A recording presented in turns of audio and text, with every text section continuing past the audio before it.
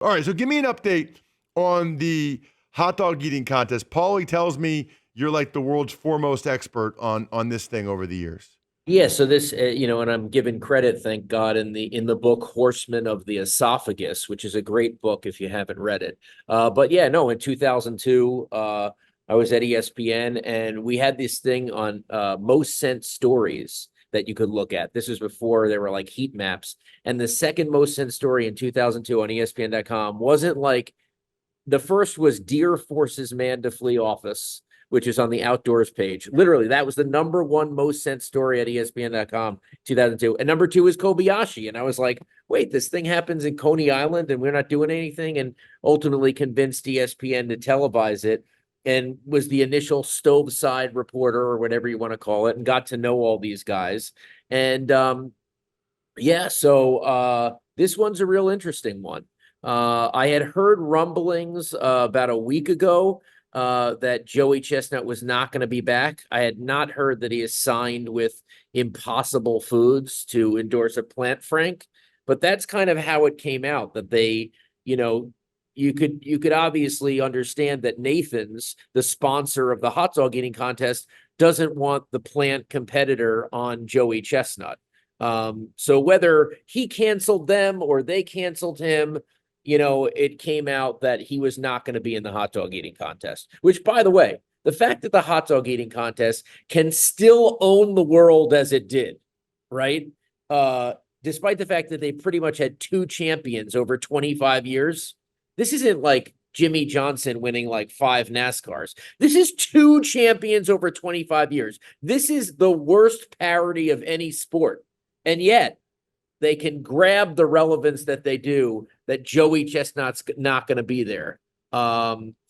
So then everyone's like, oh, this is a stunt. I'm like, it's not a stunt. Believe me, the people at Major League Eating that are putting on the Nathan's Hot Dog Eating Contest, they're devastated. They're devastated they're not going to have Joey Chestnut. But then the next day it comes out that there's also a deal for Netflix with Joey versus Kobayashi for the first time since, 2004 or 5. So, yeah, I mean, that sounds a little bit too much of a coincidence there. Walk me through the timing there, Darren.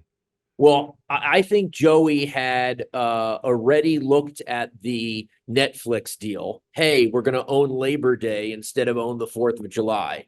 And then I think probably the Impossible Foods deal just slammed the whole thing home because, Major League Eating is paying this guy like $250,000 just to be in the hot dog eating contest. That's a strong 10 minutes. But so I think the deal just became too good once he could get another endorsement deal with Impossible. Now, we've had a lot of questions. Do people who are going to eat a plant hot dog, would they eat a real one? Are they really competitors? That is a big question, Ross. So I put that out on Twitter. Are they really competitors? And 27% of people said that if they are hot dog eaters, they would consider a plant hot dog. I That's thought that was interesting. high. Well, my question was going to be like, in terms of a contest, I would think you could probably eat more plant-based hot dogs, or does it make no difference? Remember, I think you're really miscalculating here. Plant-based hot dogs have a lot more sodium. The sodium factor of Joey's eyes are like bulging out red. And I think sodium is the single biggest issue when you're doing this contest. So I don't know about that. What does he? What Plant does he make a definitely has more year, sodium. Darren? What does he make a year? You think Joey Chestnut?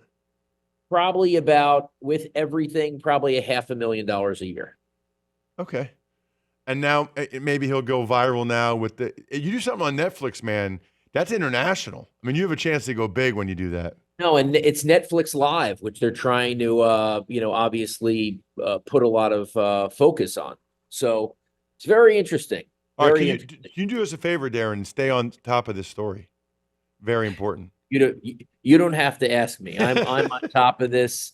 I will. If somehow Joey Chestnut's competing, I am putting pressure on myself to break that story.